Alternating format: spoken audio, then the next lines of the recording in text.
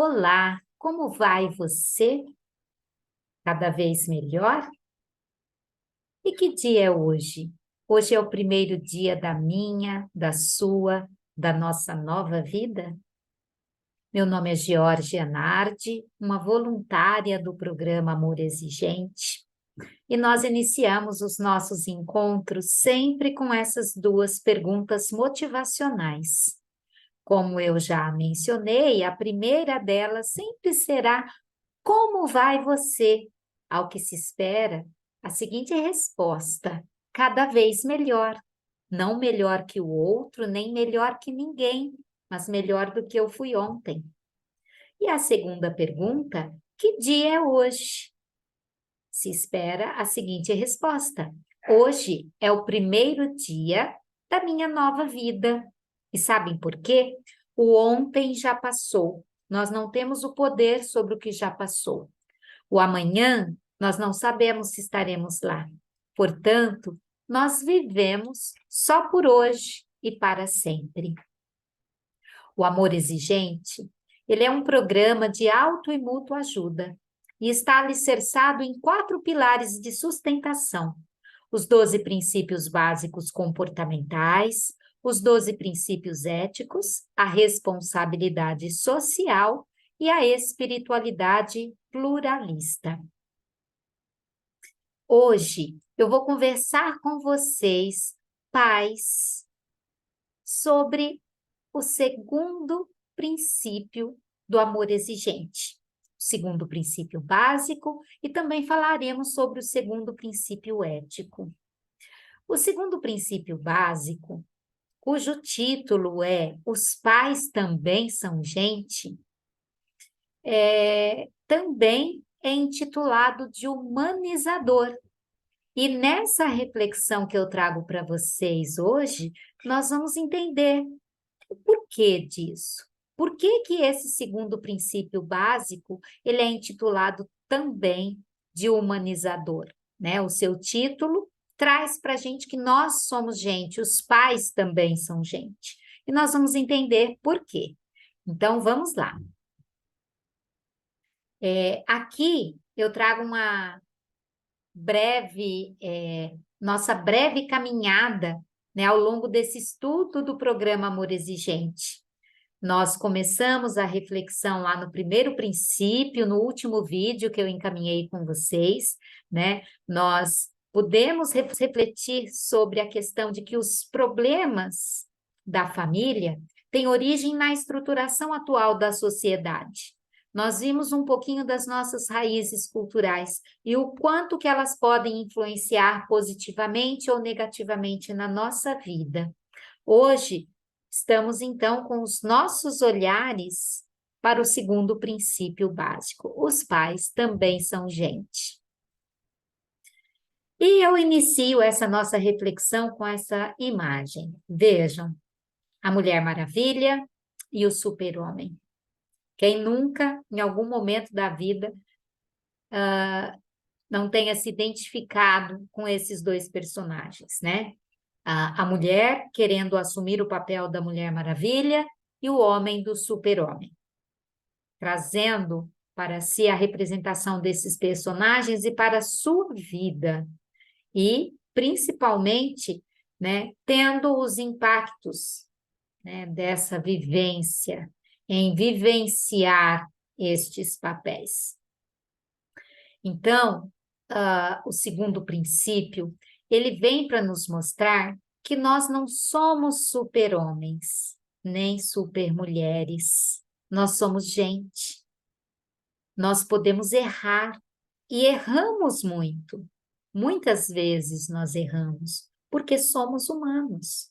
E o erro faz parte da nossa natureza, né? Estar em constante aprendizado faz parte da nossa natureza. E dentro de um processo de desenvolvimento, esse erro tem um papel, né, de nos trazer para a reflexão, para a nossa realidade, para corrigirmos as nossas atitudes, né, repararmos aquelas coisas que não estejam caminhando em equilíbrio. Então, nós não somos super-homem nem super-mulheres.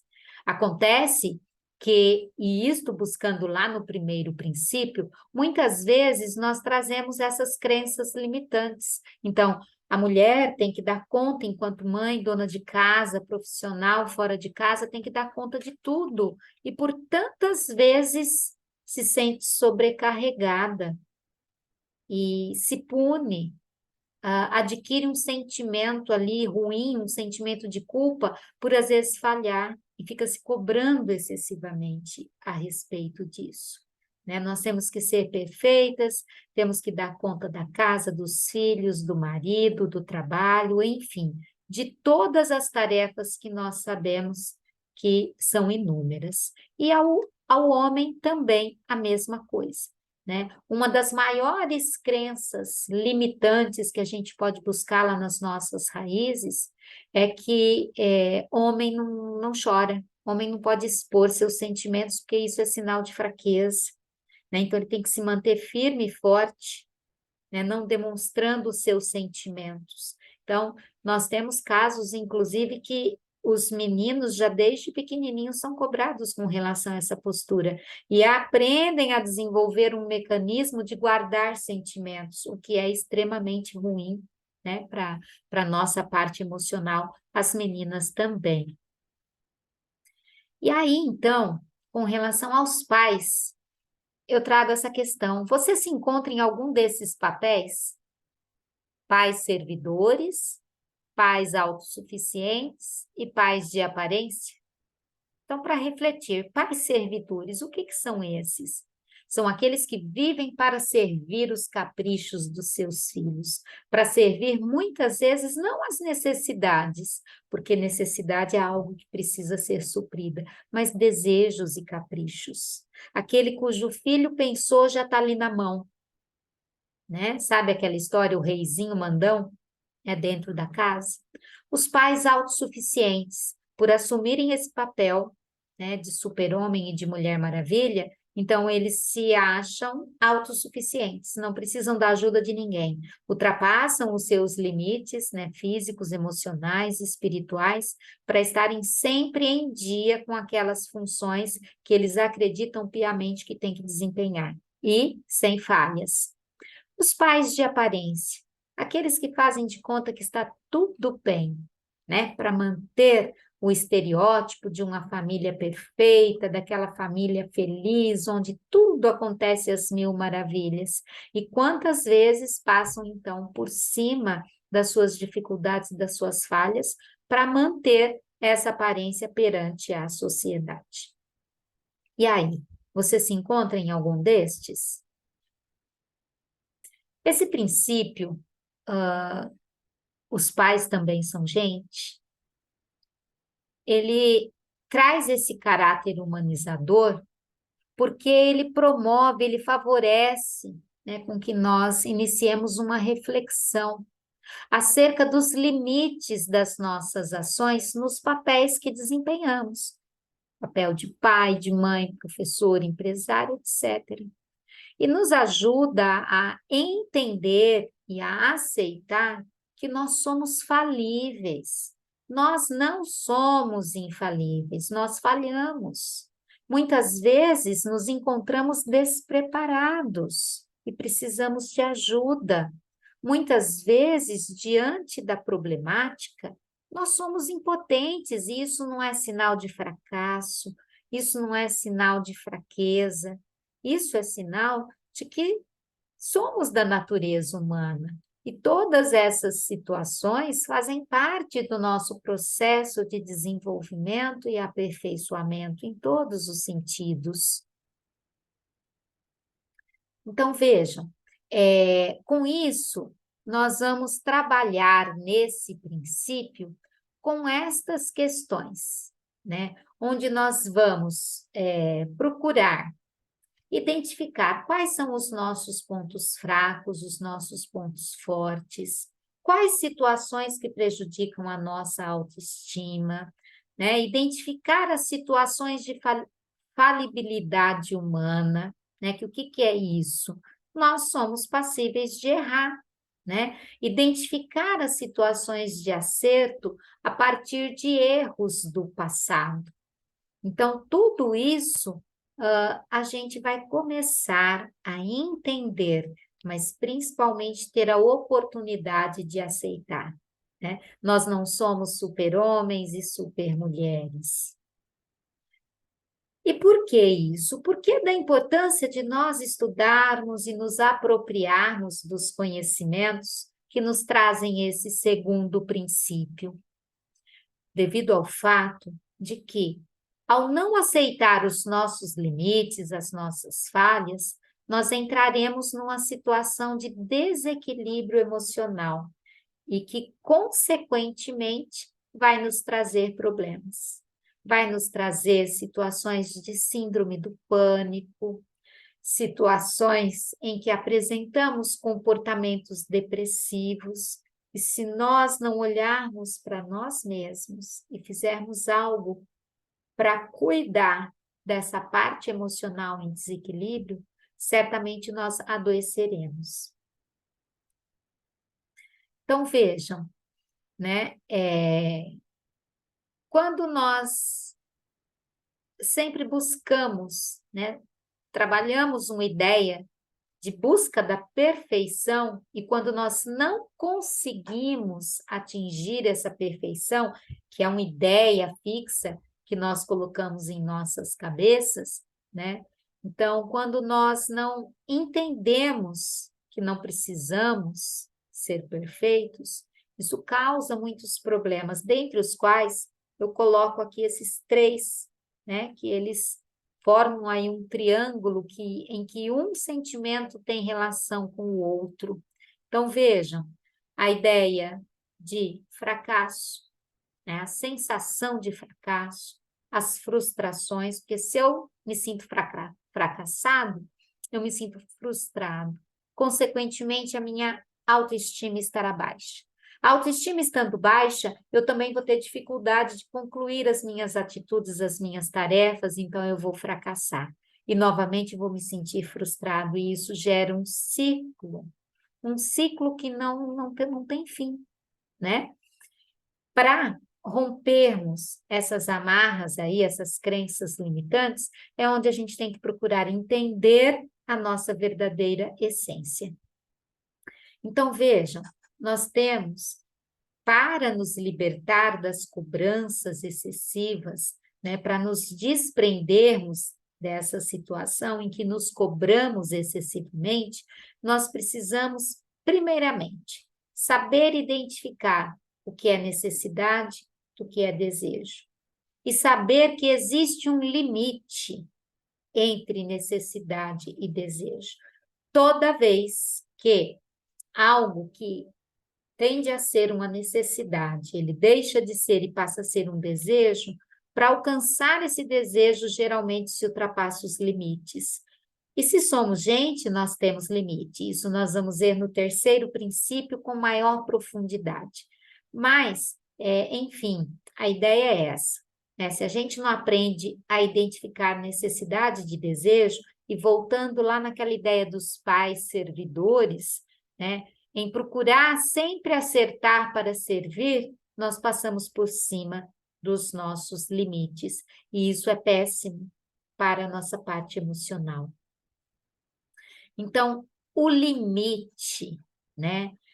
O limite, ele vai nos proteger de situações que muitas vezes nos oferecem perigo, mas também ele tem a possibilidade de nos mostrar novos rumos, novas soluções, porque toda vez que a gente tem oportunidade de entender um limite, muitas vezes aceitar o limite, mas também perceber que às vezes nós podemos superar esse limite, isso nos leva à ideia do avanço, né, do progresso, porque todos nós fomos criados para um desenvolvimento pleno. Então, se por um lado, respeitar o limite tem um caráter que vai nos ajudar, nos manter em segurança, muitas vezes, em algumas situações, para avançar é preciso superar esse limite. Então, são aqueles momentos em que é necessária a atitude de superação. E quantas vezes nós não vemos pessoas que, diante de situações muito difíceis, conseguem desenvolver essa atitude de se superar, né? A gente não vê muito no esporte, né, os atletas buscando a superação dos seus limites. É lógico que tem momentos que a gente precisa entender o nosso limite. Precisamos muitas vezes recuar, porque tentar, assumindo uma postura de super-homem ou de mulher maravilha, ultrapassar os limites de uma forma muito extrema, muito radical, pode nos causar prejuízos graves. Então, vejam, ao fazer essa reflexão também sobre esse segundo princípio, né, os pais também são gente, nós vamos aos pouquinhos adquirindo a convicção de que, se nós somos humanos e falíveis, então nós nos entendemos como gente, é preciso entender que os outros também o são. Então, é o olhar para o outro, é sair de nós e olharmos o outro, né? E temos com relação a esse outro, no nosso caso, enquanto pais, né? Qual é o outro ali? Os nossos filhos, né? Então, nós temos o dever de ajudá-los a encontrar novos caminhos para que desenvolvam a sua autonomia e passam a agir, né, com autonomia, sabendo fazer boas escolhas para a sua vida. Mas para isso é preciso entender o outro como gente, entender que o outro também falha, porque o grande perigo dessa situação é que, quando nós cobramos excessivamente de nós mesmos, nós também projetamos essa cobrança no outro. E aí surgem os problemas, né, de relacionamento entre o casal, entre os pais e os filhos, e assim por diante. E o programa Amor Exigente, ele vem então nos mostrar, tanto que na nossa oração da serenidade, nós temos o início dela, né? Eu seguro a minha mão na sua. Porque somos gente, precisamos uns dos outros. Por isso eu seguro a minha mão na sua. Com isso, né, nós vamos desenvolver uma virtude, né, uma atitude solidária, né? Nós vamos passar a apresentar ações de solidariedade com relação ao outro. Por quê? Uma das consequências de nos sentirmos humanos nos ajuda a desenvolver a empatia, que nada mais é do que a arte de se colocar no lugar do outro. Então, antes de qualquer coisa, se coloque no lugar do outro, né? Procure ver as coisas sob o ponto de vista do outro. Com isso, nós temos condições de desenvolver ações mais solidárias, de que tanto o mundo precisa hoje, e ensinar os nossos filhos a serem solidários. Então, quando trabalhamos esse princípio dentro do programa Amor Exigente, em sua metodologia, quando nós vamos refletir sobre o fato de os pais também serem gente, nós vamos trabalhar, né, com a questão da humanização, nos apropriarmos desta ideia. Com isso, nós vamos também trabalhar a ideia de autenticidade. Eu preciso ser autêntico, eu não preciso usar uma fantasia de um super-homem ou de uma super-mulher. Eu tenho que ser eu mesma com as minhas fragilidades, mas também com os meus pontos fortes. Nós vamos trabalhar a ideia de valorização, valorizar o outro como é, e ter o respeito às diferenças individuais, né? Nós não somos iguaizinhos, assim como os dedos da mão são diferentes, as pessoas também são diferentes, e é na diversidade que nós nos enriquecemos. Agora, trazendo um pouquinho a questão do princípio ético institucional, né? O segundo princípio ético, que é o sigilo, né? Em relação aos depoimentos e à identidade dos participantes. Então, nosso sigilo dentro dos grupos de amor exigente, tudo que se ouve aqui, tudo que se vê aqui, tudo que se diz aqui, aqui permanece. Então, quando nós estamos frequentando um grupo de amor exigente, esse segundo princípio ético, ele tem um peso gigantesco, porque é o compromisso que nós assumimos com cada uma das pessoas que estão ali participando daquele grupo de apoio, que tudo que acontece ali dentro ficará, né? É um código de honra que vai trazer para as pessoas a confiança de que os seus problemas partilhados ficarão ali, ninguém vai sair comentando, né? Isso quando a gente fala do princípio ético institucional. Quando nós voltamos para o âmbito familiar, né, manter o sigilo, em relação a conversas e segredos que lhes são confiados. Então, vejam, a dificuldade maior entre a ética e a prática do amor exigente é entender a relação entre ambas. Né? Nós agimos com ética, nós devemos agir com ética, a ética deve pautar nossa conduta.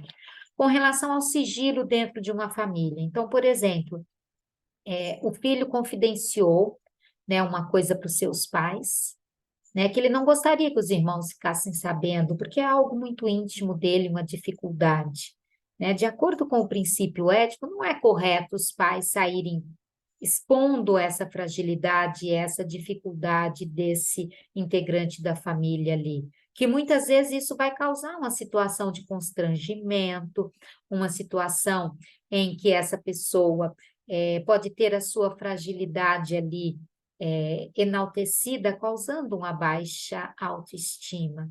Agora, quando aquilo que é partilhado com os pais diz respeito a algo que pode comprometer, né, a segurança daquele integrante, então um pai tem que comentar com o outro, né? A mãe comenta com o pai comenta com a mãe, porque isso envolve um risco. Então, aí não se trata, né, de eu respeitar uma dificuldade da pessoa, mas de procurar protegê-la das consequências daquilo que ela esteja passando. Então, isso é muito sério. Por quê? Se esses nossos filhos não tiverem confiança em partilhar conosco os seus problemas, né, sabendo que podem confiar na gente, com quem que eles vão partilhar? Com os colegas, né? Com o grupo de amigos, que a gente sabe que na adolescência, geralmente, eles acabam deixando de partilhar as coisas com os pais, dependendo da relação que se estabelece ali com os pais de confiança ou não, né? Eles passam a partilhar com os amigos e muitas vezes isso acarreta problemas, né? Uma que esse jovem vai se afastando da família e vai se apropriando de valores que não são aqueles valores que a família colocou ali no seu projeto de vida. Então, isso é muito grave, isso é muito sério, precisa ser olhado com muito cuidado. E aí, então, eu trago para vocês, para a gente encerrar essa nossa reflexão. Você se sente, gente?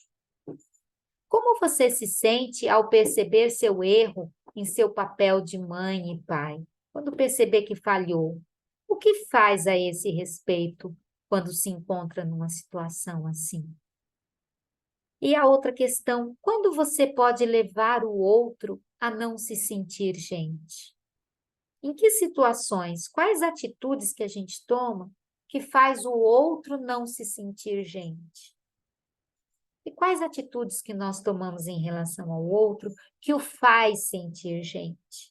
Então, enquanto pais, nós precisamos ter muito bem esclarecido isso, né? Se nós não nos sentimos gente, nós também não entendemos os nossos filhos como gente. E aí cobramos deles algo que naquele momento eles não estão preparados a oferecer. E aí começam a surgir os problemas de relacionamento familiar. E esse distanciamento, meus queridos pais, é uma porta aberta para as influências externas, principalmente as influências que podem levar aos comportamentos disfuncionais, aos comportamentos que levam aos vícios, né, às atitudes negativas que comprometem a qualidade de vida dos nossos filhos. Então, levem essa reflexão, façam essa reflexão consigo mesmos, né? Até que ponto eu estou me dando o direito de ser gente? Até que ponto eu estou dando o direito ao outro de ser gente?